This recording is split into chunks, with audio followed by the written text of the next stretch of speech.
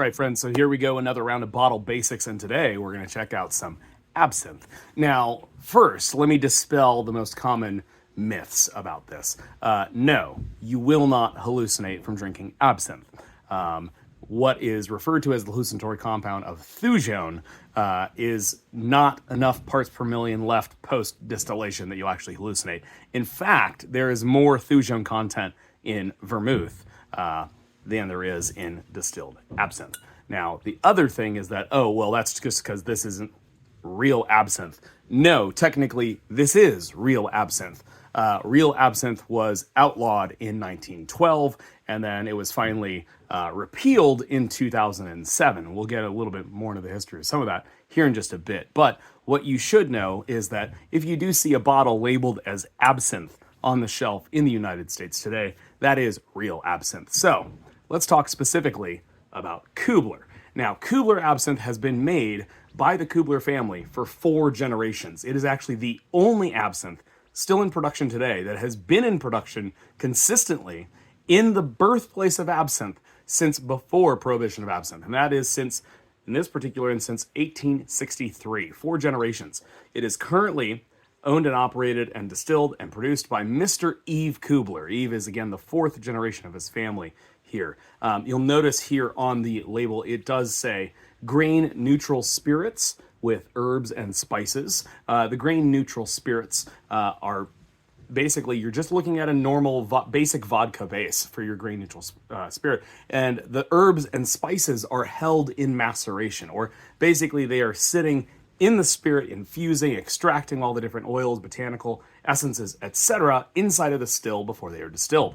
You'll also notice that this says Swiss Absinthe Superior, and actually probably the most important thing to look at here is the Swiss flag. By bearing the Swiss cross, this has to be proven to have a majority Swiss-based ingredients, and B, it has to be made and bottled in Switzerland. So really important. So again, since 1863, and this is the original recipe. So the original recipe for absinthe is first noted being found in the Val de Travers in Switzerland. Now, a lot of history designates French culture, and especially the Belle Epoque era, to the allure of absinthe. And a large part of that has to do with the fall of the French wine industry and how phylloxera, which was a pest, infected a number of French vineyards, to then allow essentially absinthe, which was the next closest, most delicious available thing, to then rise in popularity.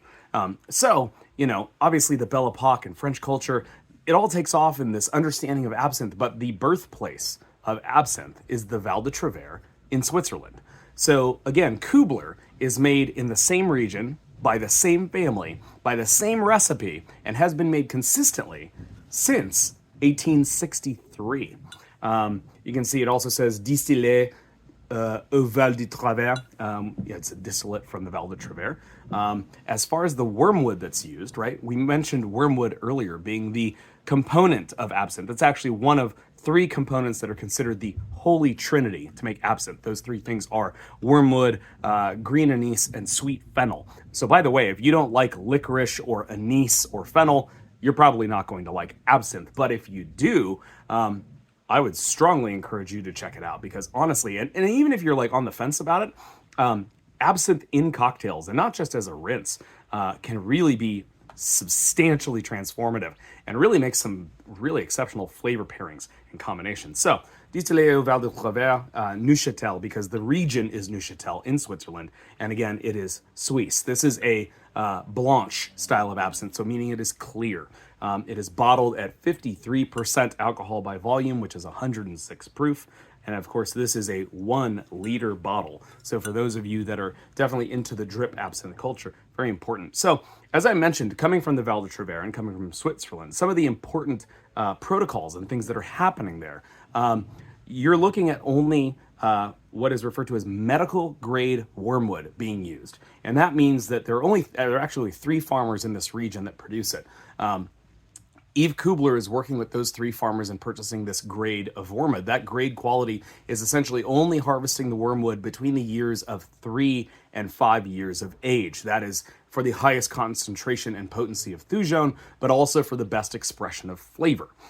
He is utilizing both kiln and air-dried wormwood. And again, it is all being grown in the Val de Travers. Now, that terroir is very unique. You're looking at calcium and magnesium rich soils. And so the wormwood that's growing in the Val de Travers tastes substantially different from the wormwood that's growing in France, from the wormwood that's growing in the Czech Republic, or even from the wormwood that's growing here in the United States. So anytime I encounter a bartender that says, oh, well, I've already got an absinthe behind my bar, I immediately, kind of grow suspicious. And obviously I have an opinion about this, but because it's like, look, man, if you've got all these different types of bitters and you've got all these different types of vermouths behind your bar, you absolutely should have more than one type of absinthe. This is an extremely flavor dense ingredient, and if you're not considering the type of absinthe you're using in each individual cocktail paired with each individual other flavor combinations, for one, you're missing out, but for two, you're also, doing yourself and your guests a disservice, because there's so much more you can do there, especially if you are one that fancies themselves a, cocktailian style bartender of sorts.